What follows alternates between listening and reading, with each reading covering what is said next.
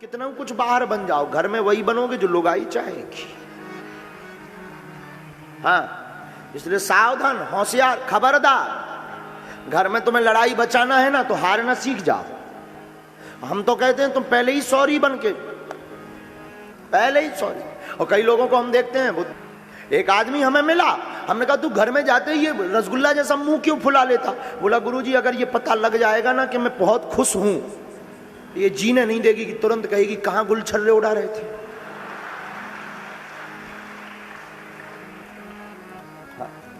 मैंने कहा यार हद हो गई, मतलब तू घर में हंस भी नहीं सकता। बोले हंसना तो बहुत। एक बार ऐसे ही दमोह नाका पे रहने वाला मंगीलाल के बाप का नाम टिल्लू गुरु के ससुर का नाम फोकटलाल की लुगाई धनाबाई, फोकटलाल की लुगाई और धनाबाई दोनों की नई नई शादी हुई, जो 1.5 महीने से हंसी बंद नहीं।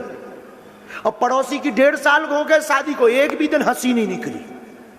पड़ोसी ने एक दिन पकड़ लिया फोकटलाल को, बोले रुक जा, बाद में जाना घर में, पहले ये बता हंसी का राज क्या है? मेरे घर पे तो रोज लड़ाई और रोज पिटाई। तो फोकटलाल ने कहा पिटाई तो मेरी भी हो रही है, फिर तू हंसता क्यों घर में? फोकटलाल भी बहुत दमोह का आदमी, बहुत ऊंचे लेवल का आदमी। फोकटलाल बोला पागल है क्या?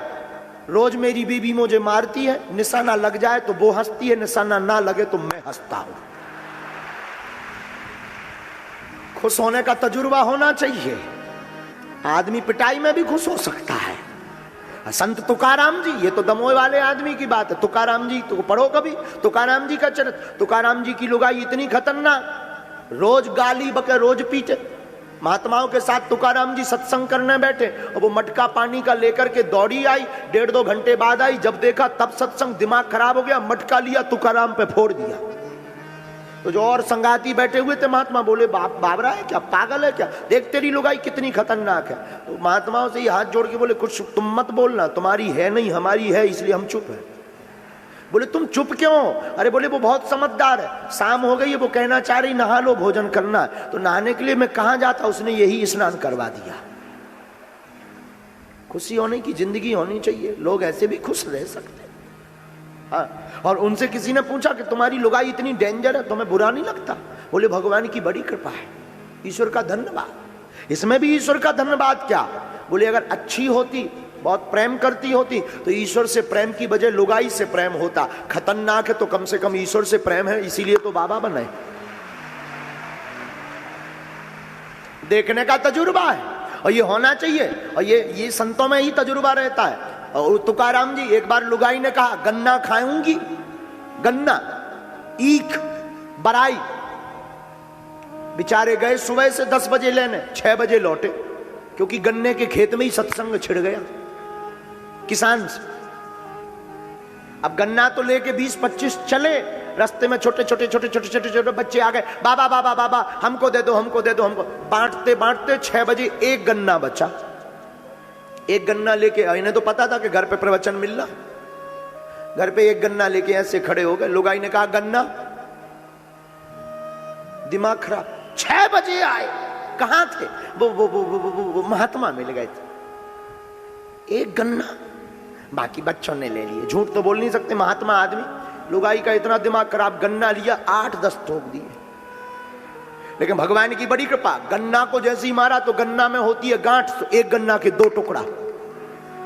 ये भी इतने बड़े महात्मा, दोनों टुकड़ा उठाए। बोले तू बहुत समझदार है, तेरे जैसा समझदार दुनिया में मैंने देखा नहीं। तुकाराम ने एक गन्ना लुगाई को दिया, एक हाथ में दिया। बोले पहले एक गन्ना था, हम 2 लोग थे, कैसे खाते? तू समझदार है, तूने कम से कम एक के 2 कर दिए, एक तू ले, एक मैं लेता। ये तजुर्बा होना चाहिए खुश होने का।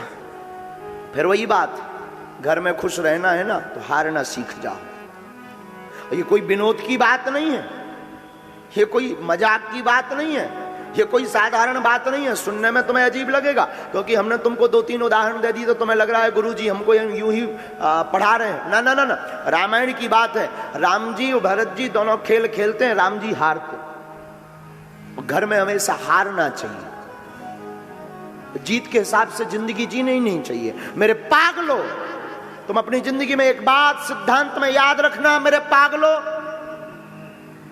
जीतने के लिए घर में कभी मत जीना। घर में जीना तो हारने के लिए जीना। तुम्हारी जिंदगी में कभी घर से खुशियां नहीं जाएंगी।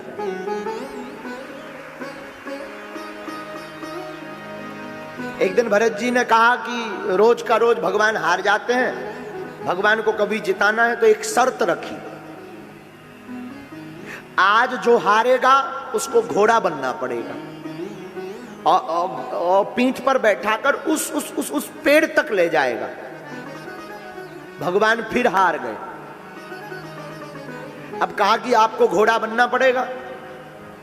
राम जी भगे, पीछे पीछे पीछे पीछे सब, भरत जी, शत्रुघ्न जी, लक्ष्मण जी भागे, राम जी आगे आगे, भरत जी शत्रुघ्न जी पीछे पीछे। वहीं पर एक महात्मा रहते थे जिनका नाम था सुदर्शन जी। सुदर्शन नाम के भक्त भगवान की याद में बूढ़े हो गए थे, भगवान का दर्शन करने के लिए अयोध्या आए थे। किसी महात्मा ने बता रखा था कि अयोध्या में दशरथ के घर पर जो पुत्र होंगे ने वो साक्षात ब्रह्म होंगे। उनके दर्शन के लिए अयोध्या में साधना की, बुढ़ापा आ गया, सुनाई देना बंद हो गया, आंखों से दिखाई नहीं पड़ता, आज तक दर्शन नहीं भये। भगवान की तो प्रत्येक लीला में अद्भुत लीला है। भगवान घोड़ा बनना था, बने नहीं, दौड़ लगा करके सुदर्शन जी की कुटिया में जाकर उनको गले से लगा ली।